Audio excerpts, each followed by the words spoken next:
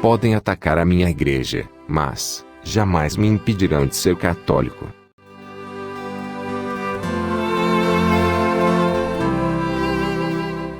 O templo de Deus será profanado pelos inimigos, e o que é falso será abraçado como verdade. Sofro por aquilo que vem para vós. Queridos filhos, as leis sagradas serão desprezadas, e haverá grande profanação na casa de Deus. A falta de zelo dos maus pastores causará grande confusão e divisão. Sofro por aquilo que vem para vós. Mais uma profecia de Nossa Senhora de Anguera que está se cumprindo. Profanações sempre existiram, mas, na última década, elas estão cada vez maiores e mais intensas, dentro e fora da nossa Igreja Católica. O ódio e o desprezo a tudo aquilo que é sagrado está cada vez mais intenso, dentro e fora das nossas igrejas. Os protestantes invadem os templos sagrados das nossas igrejas para profanar as imagens sagradas daquele que eles dizem que tanto amam. Faltam com respeito à Mãe de Jesus e desprezam o Santíssimo Sacramento. Os espíritas e umbandistas entram em nossas igrejas, não para viver a fé católica, mas para profanar os altares da nossa igreja com seus cultos pagãos. E o pior é que fazem isso com a permissão de muitos bispos e padres, que são coniventes com algumas pessoas que praticam verdadeiros sacrilégios dentro das nossas igrejas. No dia de Nossa Senhora de La Salette, macumbeiros invadem uma igreja no Distrito Federal para fazer o quê? Os macumbeiros querem fazer o quê? Querem fazer macumba, trabalho, despacho e tantas outras coisas.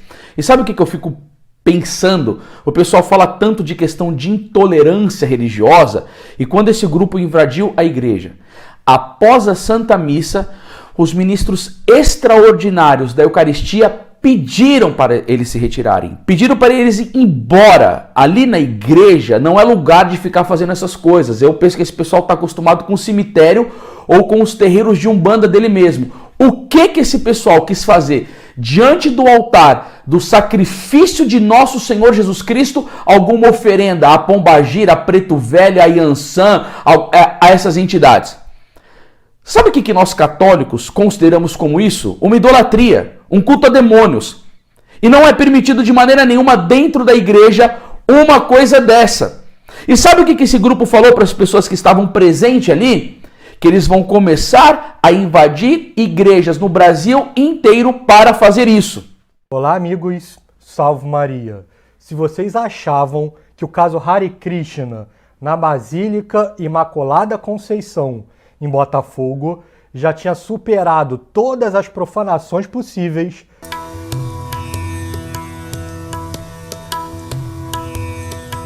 preparem-se para a notícia de hoje. Um grupo fez um clipe para celebrar o pecado dentro da conhecidíssima paróquia de São Sebastião, em Manaus. E para entendermos o conteúdo da ofensa, precisamos recorrer ao Catecismo da Igreja Católica. Ele explica que o sexto mandamento, não cometerás adultério, engloba o conjunto da sexualidade humana. Os parágrafos 2351 a 2359 definem e expõem os principais pecados contra este tipo de mandamento. Pois bem, um grupo fez um clipe dentro da paróquia afirmando que irá pecar muito mais, em meio a danças completamente fora de propósito, dentre outros trechos que são inapropriados para uma casa de Deus. Acompanhem. Ato de carne e osso, mas a fé corre na veia.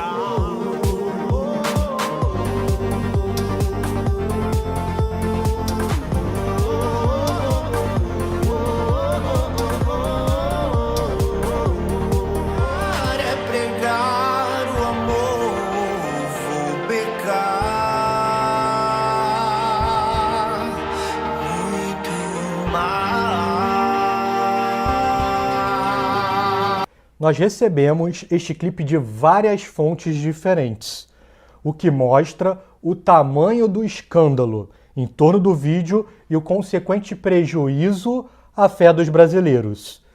Os principais responsáveis pela autorização do uso da igreja precisam sofrer sérias sanções. O próprio vídeo indica um nome que precisará dar esclarecimentos públicos: o Frei Paulo Xavier. Os católicos da cidade já estão se movimentando para uma resposta em tempo recorde.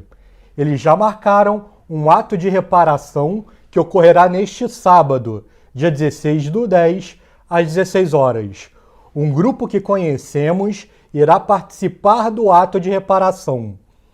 Entre em contato pelo Instagram do @Centro Santa Catarina de Sena, o grupo que pertence à Liga Cristo Rei.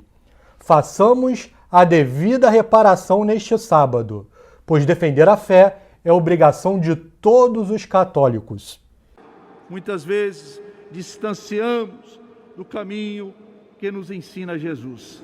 Estamos aqui para celebrar sobre o manto da soberana quilombola, Nossa Senhora Aparecida, da soberana quilombola, Nossa Senhora Aparecida.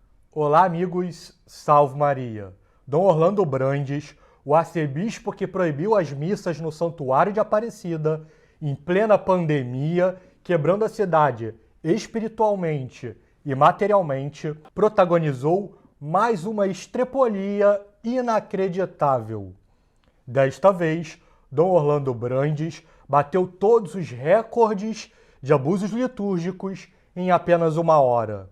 Ele trouxe a missa pseudo-afro para Aparecida. Concelebram outros bispos, Dom Orlando Brandes, arcebispo daqui de Aparecida. Olá, amigos, salve Maria.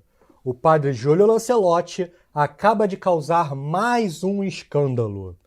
Quem não lembra da curadoria que ele fez em plena missa para livros nada ortodoxos? Atenção, homofóbicos de plantão, teologia e os LGBT+. Ou então, da sua amizade com um ex-presidiário que tenta ser presidenciável. Ao invés de defender a Igreja Católica contra a profanação cometida pela esquerda, o sacerdote agora foi a público justificar a invasão e dar os parabéns para o vereador do PT, Renato Freitas. E uma saudação muito fraterna e amorosa ao vereador Renato Freitas, de Curitiba. Renato, receba o nosso carinho, o nosso afeto. Nós estamos com você. É triste, meus amigos, que um sacerdote não veja problema na profanação cometida pelo petista em nome da luta racial ou do conflito de classes. Louvado seja nosso Senhor Jesus Cristo. Meus amados irmãos, um dos pecados mais graves que um ser humano pode fazer enquanto vive neste mundo é profanar o Santíssimo Corpo e Sangue de Deus.